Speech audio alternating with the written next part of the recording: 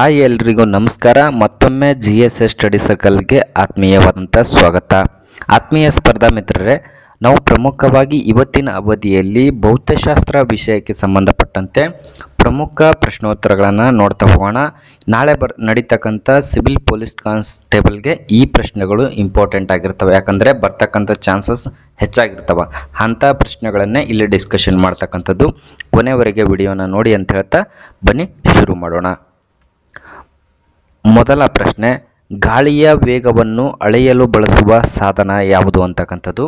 ಗಾಳಿಯ ವೇಗವನ್ನು ಅಳೆಯುವುದಕ್ಕೆ ಯಾವ ಸಾಧನವನ್ನು ಬಳಸ್ತೀವಿ ಅಂತಕ್ಕಂಥದ್ದು ಪ್ರಶ್ನೆ ಇಲ್ಲಿದೆ. ಆಯ್ಕೆಗಳು ನೋಡ್ತಾ ಹೋಗೋಣ. ಅಲ್ಟಿಮೀಟರ್, ಅನಿಮೋಮೀಟರ್, ಕ್ರೋನೋಮೀಟರ್, ಡೋಶಿನೋಮೀಟರ್ ಅಂತಕ್ಕಂಥದ್ದು ಆಯ್ಕೆಗಳಿದ್ದಾವೆ. ಈ ಒಂದು ಪ್ರಶ್ನೆಗೆ ಸರಿಯಾದ ಉತ್ತರ ನೋಡೋದಾದರೆ ಇಲ್ಲಿ ಬಿ ಆಯ್ಕೆ ಸರಿಯಾಗಿರ್ತಕ್ಕಂಥದ್ದು. ಅಂದರೆ ಅನಿಮೋಮೀಟರ್ ಅಂತಕ್ಕಂಥದ್ದು ಗಾಳಿಯ ವೇಗವನ್ನು ಅಳತೆ ಮಾಡ್ತಕ್ಕಂಥ ಒಂದು ಸಾಧನವಾಗಿವೆ. ಪ್ರಮುಖವಾಗಿ ಈ ಸಾಧನಗಳ ಮೇಲೇ ಒಂದು ಪ್ರಶ್ನೆ ಕಂಪಲ್ಸರಿ ಆಗಿರ್ತದೆ. ಆಲ್ರೆಡಿ GSS ಸ್ಟಡಿ ಸರ್ಕಲ್ ಪ್ಲೇಲಿಸ್ಟ್ನಲ್ಲಿ ಈ ಒಂದು ಸಾಧನಗಳ ಬಗ್ಗೆನೇ ಒಂದು ಕ್ಲಾಸ್ ಇದೆ. ದಯವಿಟ್ಟು ಯಾರು ನೋಡಿಲ್ಲ ಅದನ್ನು ಕೂಡ ನೋಡಿ ಅಂತ ಸಜೆಷನ್ ಮಾಡ್ತೀನಿ. ಮುಂದಿನ ಪ್ರಶ್ನೆ ನೋಡ್ತಾ ಹೋಗೋಣ. ವಿಭಿನ್ನ ನಕ್ಷತ್ರಗಳ ವಿವಿಧ ಬಣ್ಣಗಳ ವ್ಯತ್ಯಾಸಕ್ಕೆ ಕಾರಣವೇನು ಅಂತಕ್ಕಂಥದ್ದು. ವಿಭಿನ್ನ ನಕ್ಷತ್ರಗಳು ಮತ್ತು ವಿವಿಧ ಬಣ್ಣಗಳು ವ್ಯತ್ಯಾಸಕ್ಕೆ ಕಾರಣ ಏನು ಅಂತಕ್ಕಂಥದ್ದು ಆಯ್ಕೆಗಳು ನೋಡ್ತಾ ಹೋಗೋಣ. ತಾಪಮಾನ, ಒತ್ತಡ, ಸಾಂದ್ರತೆ, ವಿಕಿರಣ ಅಂತಕ್ಕಂಥದ್ದು. ಈ ಒಂದು ಪ್ರಶ್ನೆಗೆ ಸರಿಯಾದ ಉತ್ತರ ನೋಡೋದಾದರೆ ಆಯ್ಕೆ ಎ ಸರಿಯಾಗಿರ್ತಕ್ಕಂಥದ್ದು. ತಾಪಮಾನ ಇದಕ್ಕೆ ಮುಖ್ಯವಾಗಿ ಕಾರಣವಾಗಿರ್ತಕ್ಕಂಥದ್ದು. ನಕ್ಷತ್ರಗಳು ಮತ್ತು ವಿವಿಧ ಬಣ್ಣಗಳ ವ್ಯತ್ಯಾಸ ಕಂಡು ಬರೋದಕ್ಕೆ ತಾಪಮಾನ ಕಾರಣವಾಗಿರುತ್ತದೆ ಅಂತಕ್ಕಂಥದ್ದು. ಮುಂದಿನ ಪ್ರಶ್ನೆ ನೋಡೋಣ. ಲೇಸರ್ ಅನ್ನು ಕಂಡುಹಿಡಿದವರು ಯಾರು? ಲೇಸರ್ ಅನ್ನು ಕಂಡುಹಿಡಿದವರು ಯಾರು ಅಂತಕ್ಕಂಥದ್ದು ನೋಡ್ತಾ ಹೋಗೋಣ. Sir Frank Whittle, Fred Morrison, TH Maiman, doctor Charles H ಜೋನ್ ಅಂತಕ್ಕಂಥವರು ಪ್ರಮುಖವಾಗಿ ಈ ಒಂದು ಲೇಸರ್ ಕಂಡುಹಿಡಿದವರು ಯಾರು ಅಂತಕ್ಕಂಥ ಒಂದು ಪ್ರಶ್ನೆಗೆ ಸರಿಯಾದ ಉತ್ತರ ನೋಡೋದಾದರೆ ಇಲ್ಲಿ ಸಿ ಆಯ್ಕೆ ಸರಿಯಾಗಿರ್ತಕ್ಕಂಥದ್ದು. TH ಮೈಮನ್ ಅಂತಕ್ಕಂಥವರು ಈ ಒಂದು ಲೇಸರ್ ಅನ್ನ ಕಂಡುಹಿಡಿದಿರುತ್ತಾರೆ.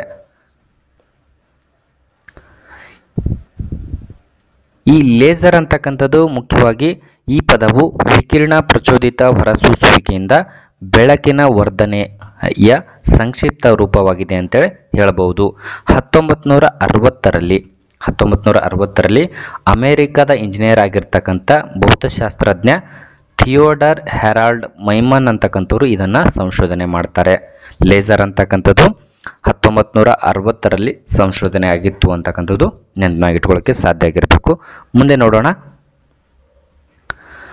ದೀಪದಲ್ಲಿ ಎಣ್ಣೆಯು ಬತ್ತಿಯನ್ನು ಏರುತ್ತದೆ ಏಕೆಂದರೆ ಅದಕ್ಕೆ ಕಾರಣ ಏನು ಅಂತೇಳಿ ಕೇಳ್ತಾರೆ. ದೀಪದಲ್ಲಿ ಎಣ್ಣೆಯ ಬತ್ತಿ ಏರುತ್ತದೆ ಏಕೆಂದರೆ ಎಣ್ಣೆ ತುಂಬ ಹಗುರವಾಗಿರುತ್ತದೆ. ಬತ್ತಿಯ ಮೂಲಕ ತೈಲದ ಪ್ರಸರಣ, ಮೇಲ್ಒತ್ತಡದ ವಿದ್ಯಮಾನ, ಕ್ಯಾಪಿಲರ್ ಕ್ರಿಯೆಯ ವಿದ್ಯಮಾನ ಅಂತಕ್ಕಂಥದ್ದು ಆಯ್ಕೆಗಳಿದ್ದಾವೆ. ಒಂದು ದೀಪದಲ್ಲಿ ಎಣ್ಣೆಯ ಬತ್ತಿಯ ಮೂಲಕ ಮೇಲೆ ಹೋಗುವುದಕ್ಕೆ ಕಾರಣ ಏನು ಅಂತಕ್ಕಂಥದ್ದು ಪ್ರಶ್ನೆ ಇದೆ. ಈ ಒಂದು ಪ್ರಶ್ನೆಗೆ ಸರಿಯಾದ ಉತ್ತರ ನೋಡೋದಾದರೆ ಆಯ್ಕೆ ಡಿ ಸರಿಯಾಗಿರ್ತಕ್ಕಂಥದ್ದು. ಅಂದರೆ ಕ್ಯಾಪಿಲರ್ ಕ್ರಿಯೆ ವಿದ್ಯಮಾನ ಅಂತಕ್ಕಂಥದ್ದು ಈ ಒಂದು ಪ್ರಶ್ನೆಗೆ ಸರಿಯಾದ ಉತ್ತರವಾಗಿದೆ.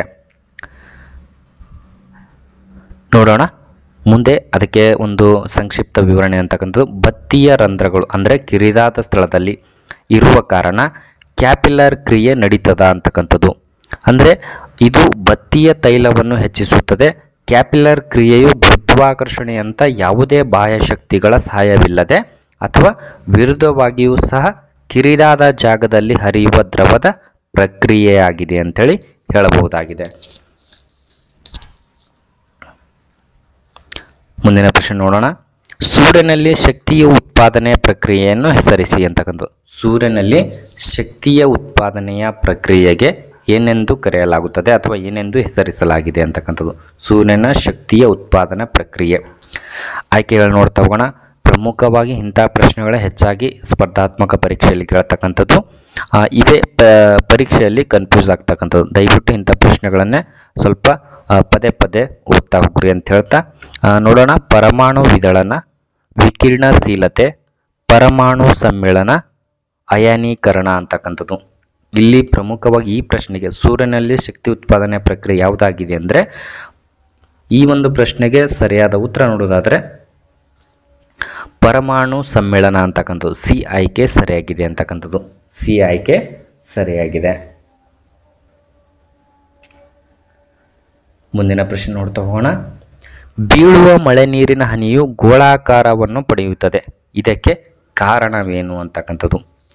ಬೀಳುವ ಮಳೆ ನೀರಿನ ಹನಿ ಗೋಳಾಕಾರದಲ್ಲಿ ಬೀಳ್ತದೆ, ಅದಕ್ಕೆ ಮುಖ್ಯವಾಗಿ ಕಾರಣ ಏನು ಅಂತಕ್ಕಂಥದ್ದು ಕೇಳ್ತಾರೆ. ಆ ಆಯ್ಕೆಗಳು ನೋಡ್ತಾ ಹೋಗೋಣ. ಸ್ನಿಗ್ಧತೆ, ಮೇಲ್ಮೈ ಒತ್ತಡ, ವಾತಾವರಣದ ಒತ್ತಡ, ಗುರುತ್ವಾಕರ್ಷಣ ಶಕ್ತಿ ಅಂತಕ್ಕಂಥದ್ದು. ಈ ಆಯ್ಕೆಗಳಲ್ಲಿ ಸರಿಯಾದ ಉತ್ತರ ನೋಡೋದಾದ್ರೆ ಬಿ ಆಯ್ಕೆ ಸರಿಯಾಗಿರ್ತಕ್ಕಂಥದ್ದು. ಬಿ ಆಯ್ಕೆ ಸರಿಯಾಗಿರ್ತಕ್ಕಂಥದ್ದು. ಅಂದರೆ ಮೇಲ್ಮೈ ಒತ್ತಡದಿಂದಾಗಿ ಬೀಳುವ ಮಳೆ ನೀರಿನ ಹನಿಯು ಗೋಳಾಕಾರದಲ್ಲಿ ಕಂಡುಬರುತ್ತದೆ. ಮುಂದಿನ ಪ್ರಶ್ನೆ. ಹಾವಿನ ವಿಷದ ವಿರುದ್ಧ ನೀಡುವ ಪ್ರತಿ ವಿಷ ಹೊಂದಿರತಕ್ಕಂಥದ್ದು ಯಾವುದು ಅಂತಕ್ಕಂಥದ್ದು. ಅಂದರೆ ಹಾವು ಕಡಿದಾದ ಮೇಲೆ ಅದಕ್ಕೆ ಪ್ರತಿಕಾಯವಾಗಿ ಯಾವುದನ್ನು ಕೊಡ್ತಾರೆ ಅಂತಕ್ಕಂಥದ್ದು ಇಲ್ಲಿ ಪ್ರಶ್ನೆ ಆಗಿದೆ. ನೋಡ್ತಾ ಹೋಗೋಣ. ಪ್ರತಿಜನಕಗಳು, ಪ್ರತಿಕಾಯ ಸಂಕೀರ್ಣಗಳು, ಪ್ರತಿಕಾಯಗಳು, ಕಿಣ್ವಗಳು ಅಂತಕ್ಕಂಥದ್ದು. ಹಾವಿನ ವಿಷದ ವಿರುದ್ಧ ನೀಡ್ತಕ್ಕಂಥ ಮದ್ದು ಯಾವುದು ಅಂತಕ್ಕಂಥ ಪ್ರಶ್ನೆಗೆ ಒಂದು ಸರಿಯಾದ ಉತ್ತರ ನೋಡೋದಾದರೆ ಆಯ್ಕೆ ಸಿ ಸರಿಯಾಗಿರ್ತಕ್ಕಂಥದ್ದು, ಪ್ರತಿಕಾಯಗಳು ಅಂತಕ್ಕಂಥದ್ದು. ಈ ಒಂದು ಪ್ರಶ್ನೆಗೆ ಸರಿಯಾದ ಉತ್ತರವಾಗಿದೆ ಸಿ. ಮುಂದಿನ ಪ್ರಶ್ನೆ ನೋಡ್ತಾ ಹೋಗೋಣ. ವಿಶ್ವದ ಪ್ರಾರಂಭದ ಬಗ್ಗೆ ವಿವರಿಸುವ ಸಿದ್ಧಾಂತ ಯಾವುದು? ವಿಶ್ವದ ಪ್ರಾರಂಭದ ಬಗ್ಗೆ ಅಥವಾ ವಿಶ್ವದ ಹುಟ್ಟಿನ ಬಗ್ಗೆ ತಿಳಿಸ್ತಕ್ಕಂಥ ಸಿದ್ಧಾಂತ ಯಾವುದು ಅಂತಕ್ಕಂಥದ್ದು. ಮಹಾನವ್ಯ ಸಿದ್ಧಾಂತ, ಸ್ಥಿರ ಸ್ಥಿತಿ ಸಿದ್ಧಾಂತ, ಬಿಗ್ ಬ್ಯಾಂಗ್ ಸಿದ್ಧಾಂತ, ವೀರೋ ಬ್ರಹ್ಮಾಂಡ ಸಿದ್ಧಾಂತ ಅಂತಕ್ಕಂಥದ್ದು ಆಯ್ಕೆಗಳಿದ್ದಾವೆ. ಈ ಒಂದು ಪ್ರಶ್ನೆಗೆ ಸರಿಯಾದ ಉತ್ತರ ನೋಡೋದಾದರೆ ಆಯ್ಕೆ ಸಿ ಸರಿಯಾಗಿರ್ತಕ್ಕಂಥ. ಅಂದರೆ ಬಿಗ್ ಬ್ಯಾಂಗ್ ಸಿದ್ಧಾಂತವು ವಿಶ್ವದ ಪ್ರಾರಂಭದ ಬಗ್ಗೆ ಮಾಹಿತಿಯನ್ನು ನೀಡತಕ್ಕಂಥ ಒಂದು ಸಿದ್ಧಾಂತವಾಗಿದೆ. ಬಟ್ಟೆ ತೊಳೆಯುವ ಯಂತ್ರವು ಯಾವ ಆಧಾರದ ಮೇಲೆ ಕಾರ್ಯನಿರ್ವಹಿಸುತ್ತದೆ ಅಂತಕ್ಕಂಥ. ವಾಷಿಂಗ್ ಮಷೀನ್ ಯಾವ ತತ್ವದ ಮೇಲೆ ಕಾರ್ಯನಿರ್ವಹಿಸುತ್ತದೆ ಅಂತಕ್ಕಂಥ ಪ್ರಶ್ನೆ ಇದೆ. ನೋಡ್ತಾ ಹೋಗೋಣ ಆಯ್ಕೆಗಳನ್ನು. ವಿಪರ್ಯಾಸ್ತ ಪರಾಸರಣ ಅಂತಕ್ಕಂಥದ್ದು, ವಿಸರಣ, ಕೇಂದ್ರಾಪಗಾಮಿ ಬಲ, ವಿದಳನ ಅಂತಕ್ಕಂಥದ್ದು. ಯಾವ ಒಂದು ಕ್ರಿಯೆ ಮೇಲೆ ಬಟ್ಟೆ ತೊಳೆಯುವ ಯಂತ್ರ ಯಾವ ಒಂದು ತತ್ವದ ಮೇಲೆ ಕಾರ್ಯನಿರ್ವಹಿಸುತ್ತದೆ ಅಂದರೆ ಆಯ್ಕೆ ಸಿ ಸರಿಯಾಗಿರ್ತಕ್ಕಂಥದ್ದು, ಕೇಂದ್ರಾಪಗಾಮಿ ಬಲದ ಮೇಲೆ ಕಾರ್ಯವನ್ನು ನಿರ್ವಹಿಸುತ್ತದೆ ಅಂತಕ್ಕಂಥದ್ದು ಹೇಳ್ಬೋದು. ಮುಂದಿನ ಪ್ರಶ್ನೆ ನೋಡೋಣ. ಭೂಮಿಯಿಂದ ನಕ್ಷತ್ರಗಳ ದೂರವನ್ನು ಅಳೆಯುವ ಮಾಪನ ಘಟಕಕ್ಕೆ ಯಾವುದು ಅಥವಾ ಮಾಪನ ಘಟಕಕ್ಕೆ ಏನೆಂದು ಕರೆಯಲಾಗುತ್ತದೆ? ಭೂಮಿಯಿಂದ ನಕ್ಷತ್ರಗಳ ದೂರವನ್ನು ಅಳೆಯುವ ಮಾಪನ ಘಟಕ ಯಾವುದು? ನೋಡ್ತಾ ಹೋಗೋಣ. ಬೆಳಕಿನ ವರ್ಷ, ಡೆಸಿಬಲ್, ನಾಟಿಕಲ್ ಮೈಲು, ಕಿಲೋಮೀಟರ್ ಅಂತಕ್ಕಂಥದ್ದು. ಈ ಒಂದು ಪ್ರಶ್ನೆಗೆ ಸರಿಯಾದ ಉತ್ತರ ನೋಡೋದಾದರೆ ಆಯ್ಕೆ ಎ ಸರಿಯಾಗಿರ್ತಕ್ಕಂಥದ್ದು. ಅಂದರೆ ಬೆಳಕಿನ ವರ್ಷ ಅಂತಕ್ಕಂಥದ್ದು ಸರಿಯಾದ ಉತ್ತರವಾಗಿದೆ. ಆತ್ಮೀಯ ಸ್ಪರ್ಧಾ ಮಿತ್ರರೇ, ಇಲ್ಲಿವರೆಗೆ ಪ್ರಮುಖವಾಗಿ ಭೌತಶಾಸ್ತ್ರ ವಿಷಯಕ್ಕೆ ಸಂಬಂಧಪಟ್ಟಂತೆ ಇಂಪಾರ್ಟೆಂಟ್ ಮತ್ತು ಸಂಭವನೀಯತೆ ಇರತಕ್ಕಂಥ ಪ್ರಶ್ನೆಗಳನ್ನು ಡಿಸ್ಕಷನ್ ಮಾಡಿದ್ವಿ. ಕೊನೆವರೆಗೆ ವಿಡಿಯೋನ ನೋಡಿದ್ದಕ್ಕೆ ತಮ್ಮೆಲ್ಲರಿಗೂ ಧನ್ಯವಾದಗಳು.